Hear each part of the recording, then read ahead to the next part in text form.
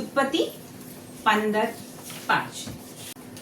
15:1 માં કયો શબ્દ હતો? આ બનાવ પછી આબ્રામને એક દિવ્ય દર્શનમાં પ્રભુની વાણી સંભળાઈ. ઓકે, દિવ્ય દર્શનમાં વાણી સંભળાઈ. ઓકે, એટલે એક અજવાળું થયું છે, વાણી સંભળાઈ છે. હવે 5મા પર જઈએ છે, ઉત્પત્તિ 15:5. પછી પ્રભુએ તેને બહાર લઈ જઈને કહ્યું. અત્યાર સુધી શું હતું?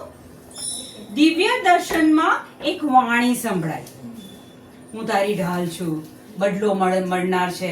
તો અબ્રામ કહે છે હું તો ચાઇલ્ડલેસ છું. તો કહે છે કે ના, એ તારો નોકર નહીં બને, તારો પોતાનો પુત્ર તારો વારસ બનશે. 5મા વચનમાં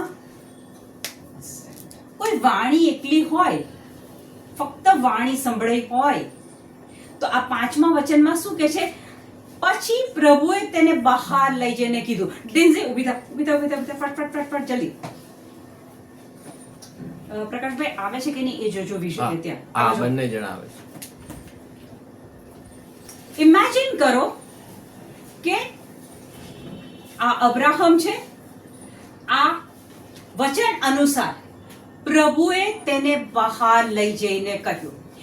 એ લોકો ટેન્ટમાં હતા, અબ્રાહમ અને વાત કરનાર બંને ટેન્ટમાં, તંબુમાં હતા.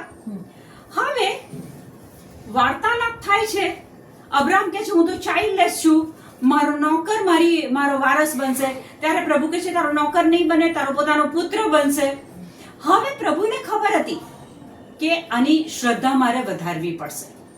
તો પ્રભુ આ એક પ્રક્રિયા કરે છે અને વચન કહે છે કે પ્રભુ એને હાથ પકડીને બહાર લઈ ગયા. તમારો હાથ કોણ પકડે? કોણ પકડે? ત્યાં ઈસુ હતા. શબ્દ એ ઈસુ. પ્રભુ હાથ પકડીને લઈ જાય છે. એને પુરાવો મળે છે કે દેવદૂત નહીં, પણ અહીંયા ઈસુ હતા. Okay, thank you.